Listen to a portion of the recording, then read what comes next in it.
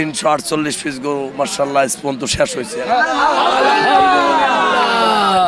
দুটোটাই সৌন্দর্য, দুইটাই সৌন্দর্য। একটা বড় ভাইয়ের পছন্দ, একটা ভাতিজার পছন্দ হয়েছে, এই জন্য আল্লাহর রাস্তায় কুরবানি দেওয়ার জন্য নিছি। চারিদিকে রোগ জীবাণু, তাই টেনশন তো হয়।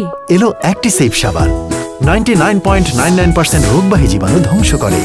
দাম দারুণ সাশ্রয়ী। কোরবানি হাট আছে, গাবতলির হাট আছে, নাসির ভাই আছে, নাসির ভাইয়ের 350 গরু আছে। সুপ্রিয় দর্শক, আসসালামু আলাইকুম। কেমন আছেন? আশা করছি ভালো আছেন। সবাইকে অনেক অনেক প্রীতি এবং শুভেচ্ছা জানাচ্ছি। অ্যাক্টিসেভ সোপ প্রেজেন্টস কোরবানির হাট আপডেট থেকে আপনাদেরকে অনেক অনেক ভালোবাসা জানাচ্ছি। বন্ধুরা, অ্যাক্টিসেভ সাবান 99.99% রোগবাহী জীবাণু ধ্বংস করে আপনার পরিবারকে রাখে সুরক্ষিত। বন্ধুরা, আমরা গাবতলী হাটের মধ্যে আছি। আমরা আছি নাসির ভাইয়ের, নাসির ব্যাপারীর ডগায় বা নাসির ব্যাপারীর শেডে। আর কিছুক্ষণ পরেই পবিত্র ঈদুল আজহা। আমরা ঈদের আগের দিন গভীর রাতে আপনাদেরকে নিয়ে হাজির হয়েছি। আপনারা জানেন যে এই নাসির ব্যাপারী প্রায় 350 গরু নিয়ে এবার 2024-এর কোরবানিতে মাঠে ছিল। ঘোষণা দিয়েছিল এই 350 গরু উনি বিক্রি করবেন। ঠিক এখনও ঈদের কয়েক ঘন্টা বাকি, তার আগেই আলহামদুলিল্লাহ ওনার সমস্ত গরু 348টি গরু এই ভিডিও চলাকালীন সময়ে কিন্তু আলহামদুলিল্লাহ সোল্ড। সত্যি এটি একটি কিন্তু অনেক বড় একটা বিষয়। যখন আমরা দেখতে পেয়েছি যে হাটের পাশে, অস্থায়ী হাটে অনেক দূর দূরান্ত থেকে ব্যাপারীরা এসেছেন, অনেক গরু বিক্রি হয়নি, এখনও অবিকৃত আছে, সেখানে উনি নিজে প্রায় 350 গরু বিক্রি করলেন। তো যাই হোক, এই বিষয়গুলো নিয়ে এই ভিডিওতে ইনশাল্লাহ বিস্তারিত আলাপ আলোচনা হবে, বাজার পরিস্থিতি নিয়ে আলোচনা হবে। তার আগে এই যে সুঠামদের দুটো গরু দেখছেন, এই দুটো গরু এইমাত্র কিন্তু বিক্রি হয়ে গেল। তো যিনি নিয়েছেন ওনাদের সঙ্গে একটু কথা বলতে চাই এবং বাকি বিস্তারিত আলোচনা হবে। আসসালামু আলাইকুম। ওয়ালাইকুম আসসালাম। কোথা থেকে এসেছিলেন? মিরপুর 10। মাশাআল্লাহ, একেবারে শেষ সময়ে আপনারা দুটো গরু নিয়ে ফেললেন। কি দেখে নিয়েছেন? গরু দুটা সৌন্দর্য। আচ্ছা, আর যদি সামনেরটা বলি, লালটা দেখে কেমন? দুটোটাই সৌন্দর্য, দুইটাই সৌন্দর্য। একটা বড় ভাইয়ের পছন্দ, একটা ভাতিজার পছন্দ। আচ্ছা, আজকের বাজার কেমন মনে হলো আপনাদের? আলহামদুলিল্লাহ, একদম রিজনেবল। খুশি হলাম। সাথে কি বড় ভাই? আসসালামু আলাইকুম। ওয়ালাইকুম সালাম বড় ভাই। আসসালামু আলাইকুম। ওয়ালাইকুম আসসালাম। এই দুটো গরু কি দেখে পছন্দ করেছেন? শরীর গরুর সব দিক দিয়ে পছন্দের গরু, আর খুব ভালো গরু। আমরা পছন্দ হয়েছে, এই জন্য আল্লাহর রাস্তায় কুরবানি দেওয়ার জন্য নিছি। নিয়ে খুশি তো? আলহামদুলিল্লাহ। ভাই, গরু দুটো কেমন হয়েছে? কেমন হয়েছে? মাশাআল্লাহ, সত্যি খুব ভালো হয়েছে। দর্শক, দেখা যাচ্ছে যে দুটো সুঠামদের গরু লাস্ট মোমেন্টে কিন্তু কাস্টমার আর একটা আসছে ভাই, আর একটা কাস্টমার আছে, একটা বিশাল বড় কাস্টমার এসেছে। বাবা, কোথা থেকে এসেছো?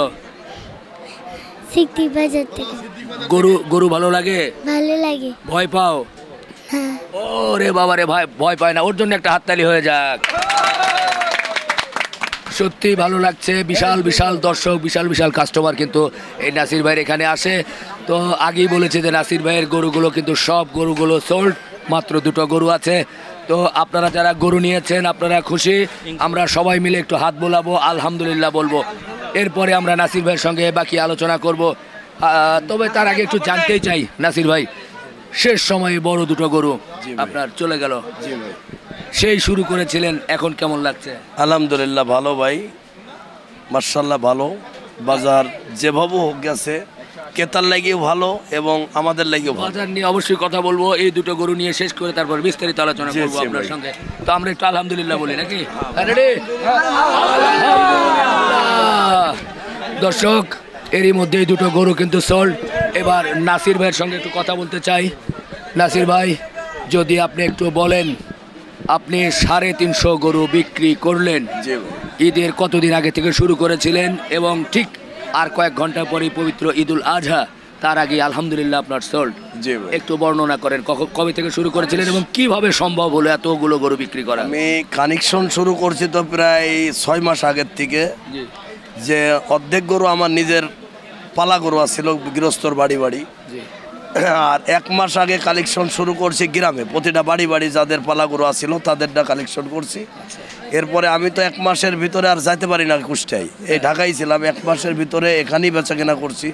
তো মার্শাল্লাহ এই আসছে গাড়ি বেচছি, বেচতে বেচতে তো আজ ইনশাল্লাহ 348 পিস গরু মার্শাল্লাহ আজ পর্যন্ত শেষ হয়েছে, এখন আর 2 পিস গরু আছে।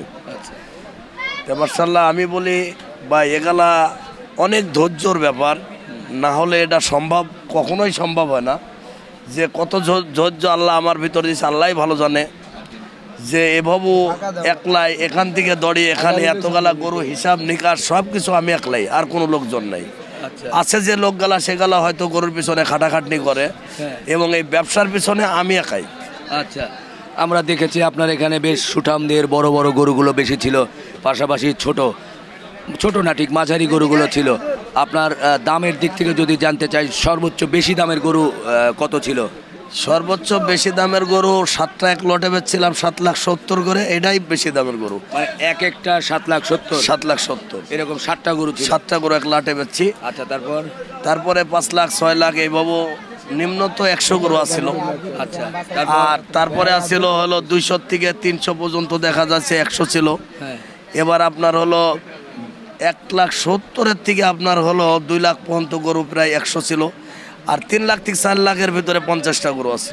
আচ্ছা, কোন রেঞ্জের অর্থাৎ কোন দামের গরুগুলো ক্রেতাদের চাহিদা বেশি দেখলেন আপনি? না, এবছরের চাহিদা আমি 3 লাখের থেকে শুরু করে 6 লাখ টাকা পর্যন্ত গরুর চাহিদাটা খুব বেশি গেছে এবার। আমরা সাধারণত জানি যে 5 লাখ 7 লাখ 10 লাখের গরুগুলো মূলত ফার্ম থেকে নিয়ে থাকে, হাটে কম আসে, কিন্তু আপনার বেলায় একটু উল্টা মনে হচ্ছে।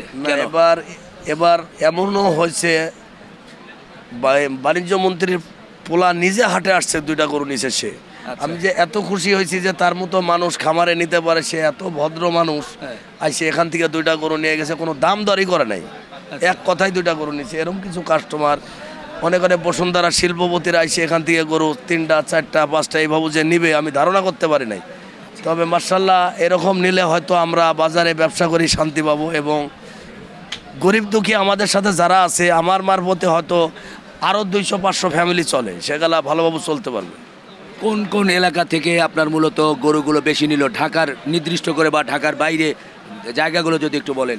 জায়গাগুলো আপনার সিলেট থেকে আইসে নিচে, কুমিল্লা নিচে, আপনার এদিকে নারায়ণগঞ্জ নিচে, জিঞ্জিরা, উত্তরা, মিরপুর, তারপরে গুলশান, বনানী, এইসব জায়গার মানুষই বেশি নিচ্ছে।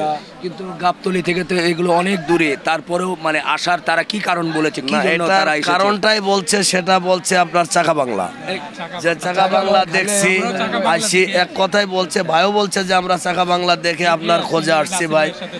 আসলে তাদের মান রাখার চেষ্টা করছি আমিও, যাতে তারা আবার আসতে পারে পুনরায়, আমিও পেতে পারি তাদের, এই আশা করি বেচছি। আচ্ছা, শেষের দিকে বাজার আমরা একটু দেখলাম যে একটু অস্থির, প্রথম দিকে একটু বেশি ছিল, শেষের 2 দিনে একটু বাজারটা কমে গেল, এবং গতকাল রাত 12টা 11টা বা 12টার পর থেকে বাজার আবার হঠাৎ করে ঊর্ধ্বমুখী। তো আপনি এই বাজারটা নিয়ে কী বলবেন? কেন বাড়ে আবার হঠাৎ করে, কেন কমে গেল, এবং এখন আবার একটু স্থিতিশীল, আপনার চোখে কি দেখলেন? আসলে বিষয়টা যদি এই কুরবানি কাস্টমার যদি ধরেন আজ থেকে 15 দিন আগের থেকে আস্তে আস্তে নিতে থাকতো, তাহলে আমরা গরুটা বেশি সঞ্চয় করতে পারতাম। তে আমার ধরেন আমারটা ভালোই বিকেছে, কিন্তু আরও ব্যাপারী যারা আনছে তারা দেখা যাচ্ছে 10 দিন আগে যেটা আনছে সে বেচতে পারে নাই, সে যে আবার ডবল আনবে এরকম ক্যাশ ক্যাবি গেল নাই, আবার গরু আনলেও নষ্ট হয়ে যায়, রাখা পারে না। আমি যে যত্নে এখানে রাখছি সবার জন্য সম্ভব হয় নাই হয়তো, আর অনেকে পরিচিত না, এরকম বেচতে পারে না, যে কারণে তারা এমন অবস্থায় ছিল যে কাস্টমার দাম বললেই বেচতে বাধ্য থাকবে। এই অবস্থার পরে যে ব্যাপারী এমন লাভবান হয়েছে তা কিন্তু না, আবার কাস্টমার যারা নিচ্ছে তারাও ঠকে নাই, এমন পর্যায়ে বাজারটা গেছে। মানে দুইজনই জিতেছে, দুজনে উভয়ে জিতে আছে। আচ্ছা, আরেকটি বিষয় একটু উল্লেখ করতে চাই, এবছর এই গাবতলীর হাট মালিকানা সূত্রে হচ্ছে মনোয়ার হোসেন ডিপজল এটার ইজারাদার। জি। তো উনি তো এবার নতুন হাট নিলেন, এই হাট পরিচালনাও করলেন, তো সেখান থেকে আপনারা ওনাদের পক্ষ থেকে কতটুকু সাপোর্ট কি পেলেন? না, ওনাদের পক্ষের থেকে এমন সাপোর্ট আমরা সাহস দিছে, উনি ডাইরেক্ট বলছে নাসির যদি হাটে এমনও হয় যে 2-4 হাজার গরু বেঁচে যায়, তা আমি মনোয়ার হোসেন ডিপজল আমি সব গরু কিনে নেব। বাহ, এমনও আশ্বাস দিয়েছে তোমরা চিন্তা করো না, গরু আনতে পারো তোমরা। মানে আপনারা একটা ভরসার জায়গায় পাচ্ছেন। ভরসা মানে আবার নিরাপত্তায় এমন ভাবে দিছে যে কোনো রকম 2 নম্বরই কিছু করে বাড়ায়নি, সম্ভব ছিল না গাবতলী হাটে, এরকম নিরাপত্তা তারা দিছে। আর উনি যে সাহসটা দিছে এই জন্য ওনার কাছে কৃতজ্ঞ জানাই। উনি এমন আরো বলছে যে আমি যতদিন আছি তোমরা সেভাবে ব্যবসা চালাও, যা তোমরা যেভাবে চাবা আমি সেইভাবেই আমি সেখানে থাকবো তোমাদের পাশে। আচ্ছা আচ্ছা, খুব খুশি হলাম, ভালো লাগলো। এই যে 350 গরু বিক্রি করলেন, একটা গরু কেনার জন্য কখনো 2 জন, কখনো 5 জন, কখনো 10 জনও এসেছে। সেই 5 জন 10 জন 2 জন লোকের সঙ্গে কথা বলতে হতো। এই কথা বলতে গিয়ে, দাম দর করতে গিয়ে কখনো কোনো অপ্রীতিকর ঘটনা হয়েছে কিনা? কখনো হাতাহাতি, কখনো মারামারি, কখনো ধাক্কাধাক্কি, কখনো আবার চা খাওয়া খাই বা কখনো মিষ্টি খাওয়া খাই, এরকম কিছু হয়েছে? আসলে কারোর সাথে ধাক্কাধাক্কি হয় নাই। পরশুদিনকে এমন একটা কাস্টমার এসেছিল এখানে যে মদ খাই আসছে, সে কুরবানি কিনতে। হয়তো আমার এক লোকরে এমন একটা কথা বলছে, যাই তুমি বিয়াদবি করো, বিয়াদব বিয়াদব। তা আমি কথাটা ধরলাম না, তারপরে যে জাগ্গা সে মানি লোক, তার মানলি সে জাগ্গা। পরবর্তী 3-4 বার বলার পরে আমি তারে ধরছি যে আপনি এরকম ব্যবহার কেন করতেছেন। তে দেখি পরে এই কাস্টমার ক্রেতার ভিতরেই তারে ধরছে সবাই, আমাদের ব্যাপারী পক্ষে দিক ধরে নাই যে না আপনি তো বিয়াদবি করছেন, যে আপনি এখানে মদ খেয়ে এভাবে আসছেন। তার এই ধাক্কা দিয়ে এখান থেকে হরাই দিছে। আমার চিন্তা ভাবনা করছি এখানে সবার কাছে টাকা, আমরা যদি তার পিছনখালা ভাই কথা বলি, হয়তো আমি এই বাজারে রানিং সেক্রেটারি, আমি একটা কথা বললে 5 জন হয়তো মারতে লাগলে এই লোকটা একটা দুর্ঘটনা ঘটে যেতে পারে, যেখানে আমি ধৈর্য সহকারে এটা ঠান্ডা হয়ে গেছে যে না দরকার নাই।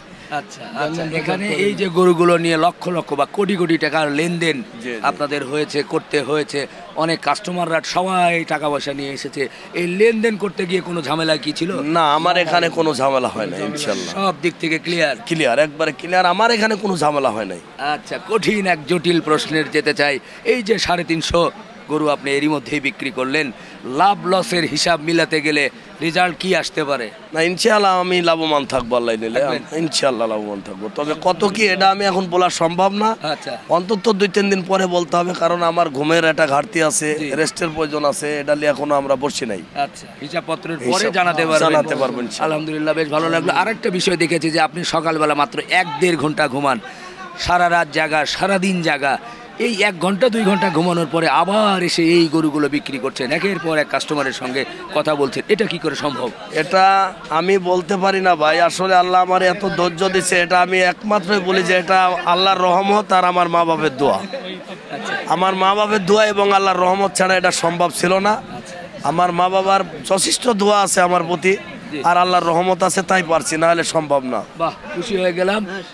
এখন শেষ প্রশ্ন, সেটা হচ্ছে যে এবছরের ঈদ চলে গেল, সবাইকে নিশ্চয়ই ঈদের শুভেচ্ছা জানাবেন। পাশাপাশি 2025 সাল নিয়ে কি চিন্তা ভাবনা করছেন বা কি চিন্তা করবেন? না, আসলে তো ক্রেতারে অবশ্যই আমি ধন্যবাদ জানাই যে আমার প্রতি আপনার এই চ্যালেঞ্জ দেখি যে এত মানুষ। আসলে আর একটা জিনিস বিষয় আছে, সেটা হলো একসাথে 20টা 50টা কাস্টমার যদি আসে, আমি বিক্রেতা একলাই, হয়তো অনেক কাস্টমার আমার প্রতি অভিমান দেখে এখান থেকে গেছে যে ভাই আমার সময় দিতেছে না, কথা বলতেছে না। তাদের কাছে আমি ক্ষমা প্রার্থী, হয়তো তারা আমার ক্ষমা চোখে দেখবে। আসলে আমি মানুষ একলাই, একটু ধৈর্য ধরলে হয়তো আমি সবার সাথে কথা বলতে পারি। তো তাছাড়া আমি একলাই তো সম্ভব না, আমার জন্য তো সম্ভব না। এই হিসাবে আমি তাদের কাছে ক্ষমা দৃষ্টি দেখতে চাই। আচ্ছা, ঈদের শুভেচ্ছা জানান। অবশ্যই ঈদের শুভেচ্ছা জানাই, ঈদ মুবারক, আসসালামু আলাইকুম। ওয়ালাইকুম আসসালাম। নিশ্চয় দর্শক, নাসির ভাইয়ের মতো আমরাও আপনাদেরকে আর দীর্ঘক্ষণ রাখবো না, আমরাও সবার প্রতি ঈদের শুভেচ্ছা জানাচ্ছি। রাত পোহালেই ইনশাআল্লাহ পবিত্র ঈদুল আজহা, সবার ঈদুল আজহা ভালোভাবে কাটুক, সবাই সবার সঙ্গে বিনিময় করুক, আনন্দ ভাগাভাগি করুক, কোরবানি করুক, কোরবানির মাংস গরিব দুঃখীর মাঝে বিলিয়ে দিক, সবাই ভালো একটা অবস্থানে চলে যাক, এই প্রত্যাশা করব। এবং সবার প্রতি ভালোবাসা জানিয়ে এই যে গাবতলী হাট এগিয়ে যাচ্ছে, নতুন মনোহর হোসেন ডিপজল সাহেব এই হাট নিয়েছেন, উনি আশ্বাস দিয়েছেন যে গাবতলী হাটকে আরও এগিয়ে নেওয়ার জন্য সাধারণ মানুষ যাতে এখানে এসে নির্বিঘ্নে কেনাকাটা করতে পারে, ভালো দামে কেনাকাটা করতে পারে, কোনো ধরনের হ্যাসেল ছাড়া, সেই বিষয়গুলো উনি দেখবেন। তো ওনার জন্য দোয়া করবেন আপনারা। সবার জন্য ঈদের শুভেচ্ছা। ভালো থাকবেন, সুস্থ থাকবেন, সুন্দর থাকবেন। সবাই মিলে একসঙ্গে বলবো আল্লাহ হাফেজ, আল্লাহ হাফেজ।